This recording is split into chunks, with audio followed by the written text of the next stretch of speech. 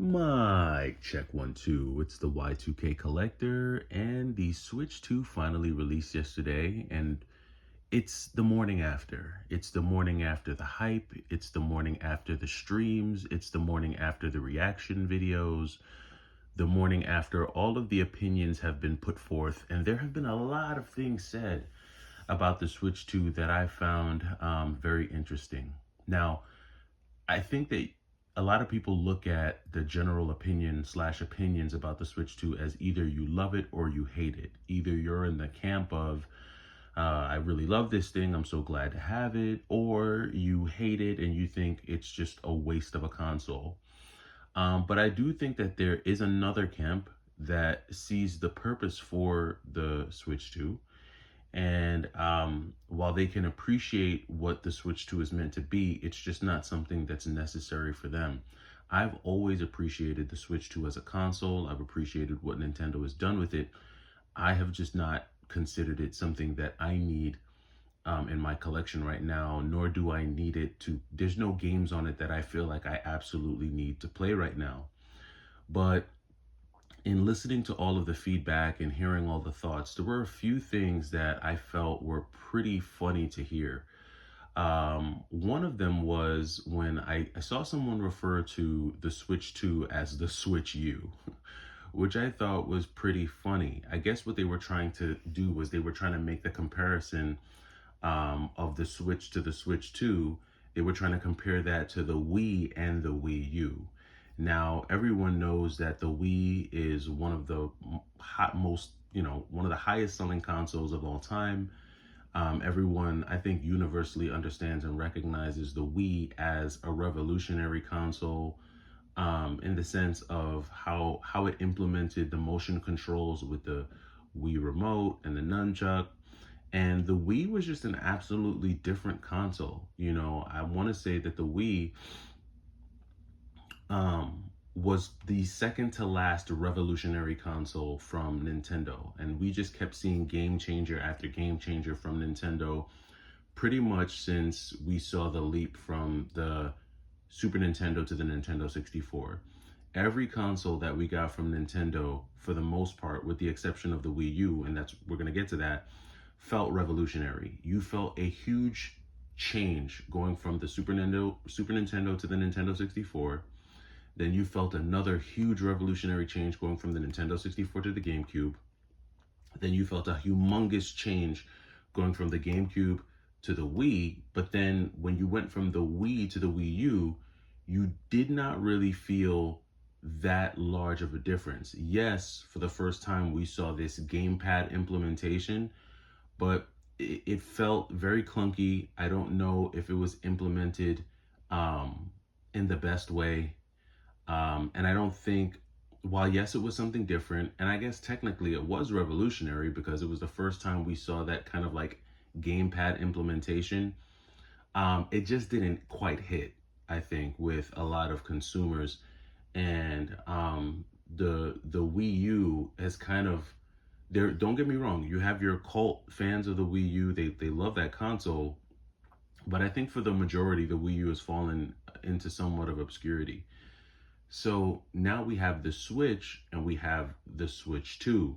And I think when people make the Switch U reference, they're basically referring to, I think, a lack of groundbreaking innovation that's really sticking with the consumer, that's really capturing and captivating the consumer to the point where they feel like not only is this console different and revolutionary, but this is something that we actually want to play and get behind and enjoy. Now, I saw another comment where someone said that they heard that the Switch 2 was going to have earth-shattering sales numbers, that the Switch 2 was going to break all sorts of records. I don't see how that's going to happen.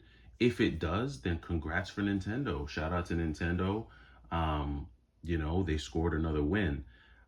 We have not, I don't think we've seen the sales numbers yet. It's probably still way too early to know. We might get an idea of what this first week sales numbers look like next week, and then we can kind of do some comparisons to see where the Switch 2 falls in comparison to the original Switch.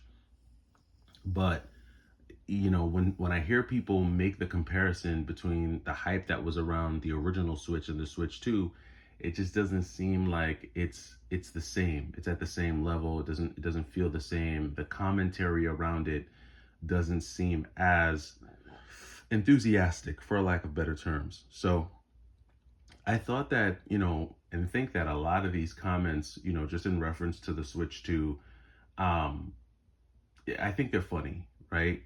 And I think there are a lot of people who just have an issue with Nintendo to begin with. They probably just aren't fans of how Nintendo did a lot of what they've done with the Switch 2.